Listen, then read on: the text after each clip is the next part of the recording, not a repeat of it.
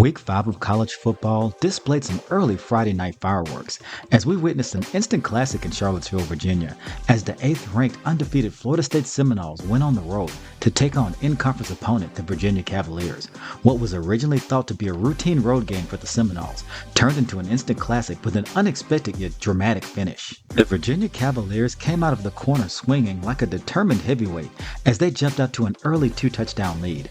However, some early Virginia offensive miscues in the form of 2 interceptions allowed the Florida State Seminoles to tie the game at 21 apiece at the half. It was expected that Florida State would make the necessary adjustments at the half to close out their unranked ACC opponent. Yet, Virginia continued to throw haymakers as quarterback Chandler Morris was responsible for 2 touchdowns, passing and 3 rushing touchdowns, as they found themselves leading 35-28 with minutes left to go in regulation. Florida State was able to force overtime with some late-game heroics from their quarterback Tommy Castellanos. Virginia stood tall in overtime and forced the Seminoles into a crucial 3rd and 12 situation. Although Florida State tight end Deuce Robinson made a dramatic catch in the end zone to keep the Seminoles alive, but after official video review, it was revealed that he slightly bobbled the ball as he was stepping out of the back of the end zone, therefore rendering it incomplete. And in a final play in overtime and a desperate deep pass, it was intercepted by a Virginia defender, and the Cavaliers pulled off one of the biggest upsets in nearly a decade, defeating the Florida State Seminoles in double overtime, 46-38. The Alabama Crimson Tide stumbled in their season opener against the Florida State Seminoles, who themselves were upset at the hands of the Virginia Cavaliers earlier that week. Their play at the very start of the season left many questions and speculations if the Crimson Tide dynasty had officially come to an end. As the Crimson Tide made some slight improvements, they faced a big test on the road against the 5th-ranked Georgia Bulldogs. Alabama jumped to a surprising yet dominant 14-point lead early in the first quarter, while Georgia, led by quarterback Gunnar Stockton, struggled early on. However, they found their rhythm as running back Chauncey Bowers and wide receiver Kobe Young notched a rushing and receiving touchdown to answer, yet they trailed 24-14 at the half. Alabama committed a few costly penalties that did lead to a Georgia touchdown. Despite a few Alabama miscues, they played lights out in the second half, as their quarterback Ty Simpson threw for 275 yards, 2 touchdowns, and 0 interceptions. Ty Simpson distributed the ball like a seasoned veteran, hitting 8 different Alabama receivers for a total of 280 yards. Georgia was completely shut out in the fourth quarter, as their quarterback, Gunnar Stockton, struggled to find rhythm in the passing game, as he was constantly under pressure. Alabama never trailed the entirety of the game, as they pulled out a crucial 24-21 road victory, as Georgia's head coach Kirby Smart is now 1-7, facing his in-conference rival from Tuscaloosa. As the number 3 Oregon Ducks went on the road to face the number 6 Penn State Nittany Lions, both teams were desperately needing to make a statement as who would be the legitimate contender in the Big Ten Conference.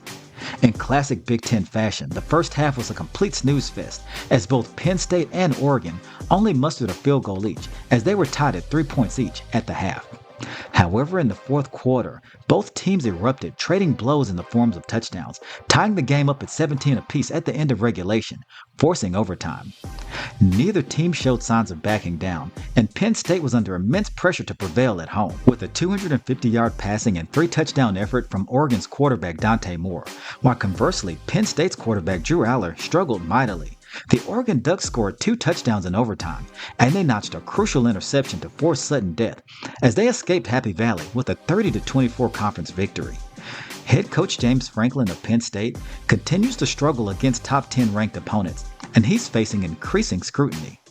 Meanwhile, Oregon finds himself in prime position as they have a very favorable remaining schedule. In other notable games around college football in the Southeastern Conference, we had another overtime thriller as the Mississippi State Bulldogs gave the Tennessee Volunteers all they can handle, pushing them to overtime, yet falling short 41-34.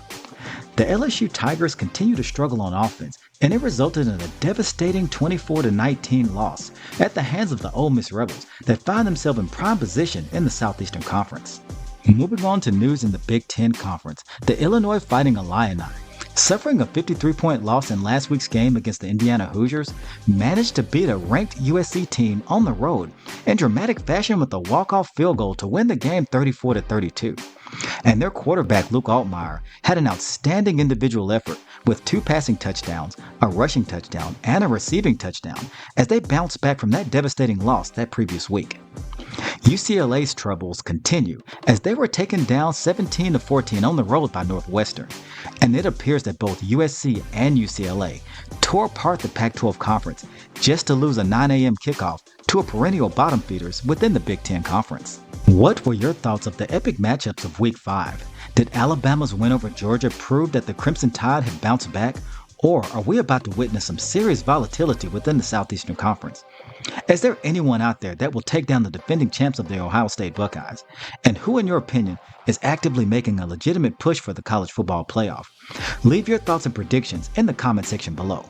That's all for today's video and recap. And remember to hit that like button and subscribe. And by subscribing, you will never miss an episode of College Football Legends. Until next time.